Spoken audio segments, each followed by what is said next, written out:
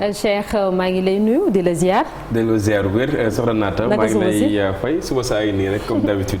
alhamdulilah naka sa côté mbaa yaa ngi si jàmm. sant yàlla bu baax macha allah. alhamdulilah alors ñu tàmbalee ko ak l'observateur li mu xëyee tey jii. ñu tàmbalee ko ak l'observateur soxna Naata mi xëyee ci lépp lu ñeel ñii lee nga xam ne nag ñoom la xëyee ci xët wu njëkk wi anam wi nga xam ne nag moom la ñuy def ba daal di nekk ci li nga xam ne moom moo di forme moo xam vitamine la ñuy jël wala pastille ku ci mel ni Mimi Touré Abdoulaye Baldé Maître Wade Souleymane Ndéné Ndiaye ak ñeneen daañ ko gën a faram fàccee wax na itam ci ñi leen nga xam ne ay soxna lañ yoo xamante ni nag dañuy jaay seen bopp way takk der yi fekk leen fa nga xam ne nag moom moo di ca diwaan bu Wakam prostituée de luxe la leen daal di dippee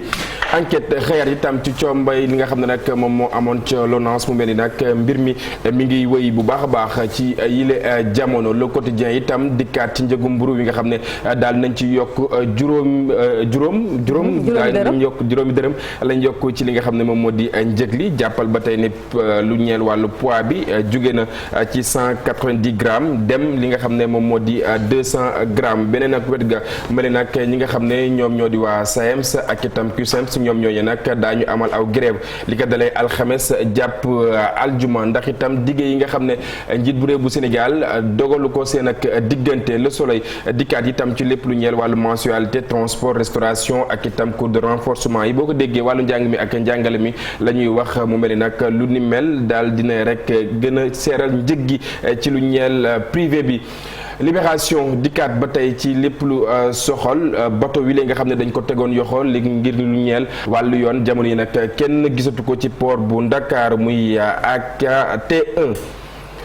Tribune dikkaat ba tey ci lépp lu soxal wàllu recours yi ci préfet yi ak itam sous préfet yi li nga xam ne nag moom moo waral lu ni mel daal di tagga témbe Walf Quotidien dikkaat ba tey ci crise bi nga xam ne nag moom moo am ca poste bi Baldé jamono yi nag daal dinay échappé ci li nga xam ne moom moo ñeel wàllu séquestration noonee la ko rek daal di dippe Les Échos ba tey dikkaat ci li nga xam ne nag moom moo di ñi doon tux yamba diwaan bu jàmm gën si Cap Mbaaw nga xam ne après mu jóge dañoo amal aw cong jëmale ci ñi nga xam ne nag ñoom ñoo di way takk der yi malfra la ñu leen dippee ak itam doomu réew bu Sénégal wi nga xam ne mi ngi doon dund ci réew bu États-Unis am ci lu tolloog fukki at ak juróom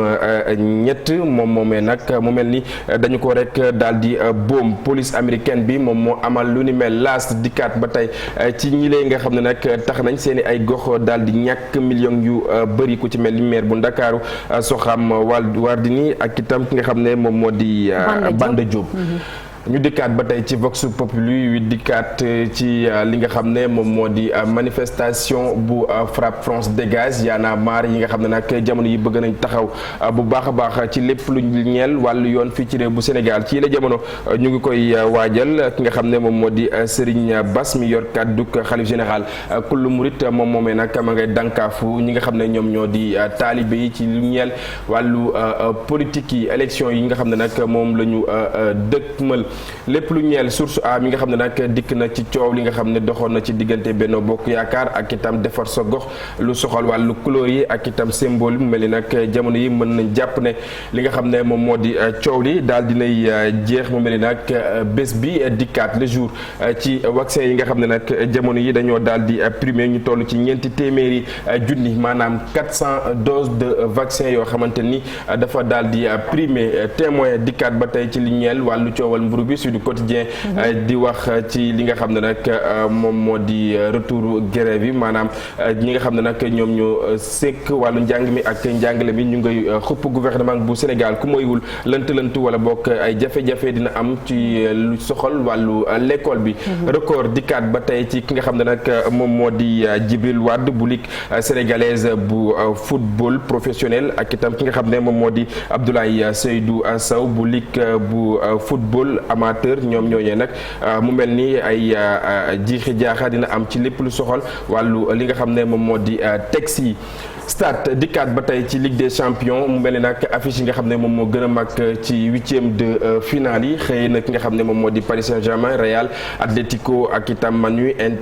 Inter ak itam Liverpool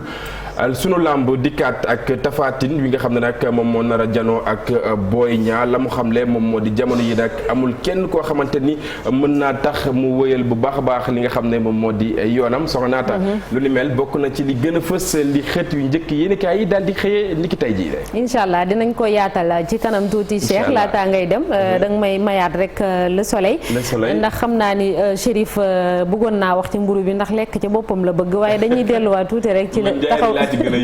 njaayee ni xanaa ñoom ci nar a sonn ñu taxaw tuuti ci le soleil Chérif gis nañ li mu xëyee tey jile mensualité transport restauration cours de renforcement mu ne le fardeau de la cherté des études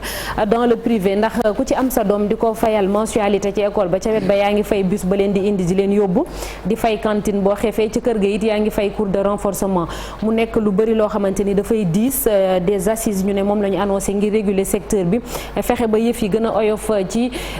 parents yi ndax Chérif laaj bi ñuy laaj sax mooy bu fekkonte ni secteur école publique bi xañ na baaxoon na ni mu war a baaxee ndax parents yi dinañ sonnee nii dinañ soxla di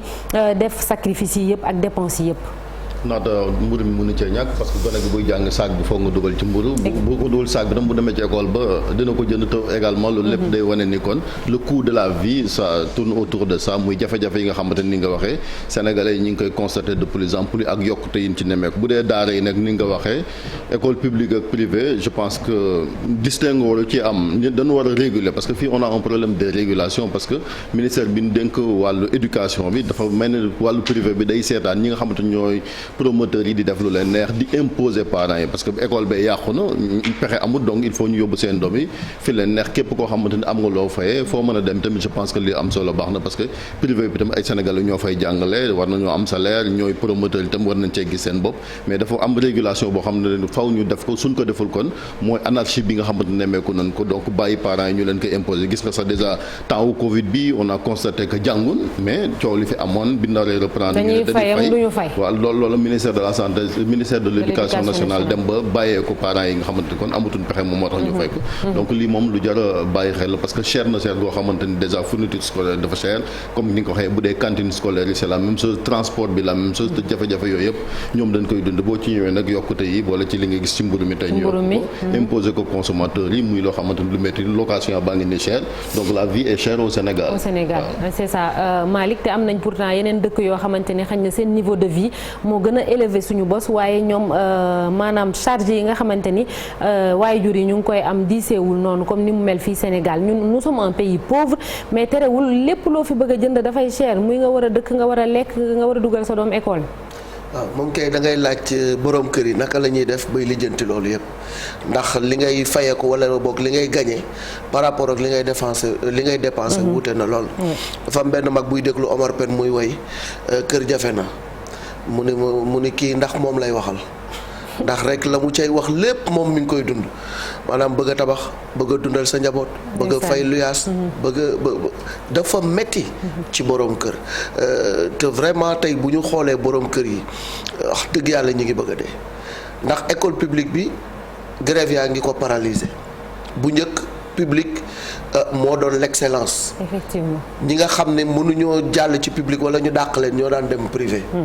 Mais léegi c'est le contraire da ngay obligé yóbbu sa doom ci privé donte mënoo ko. di ko fayal cours de renforcement di ko jox goûter di ko jox transport bu weer dee borom bailleur bi ni la xaw nga war koo fay. war a dundal sa njaboot loolu yëpp dafa metti donc vraiment war nañu xoolaat bu baax a baax a baax.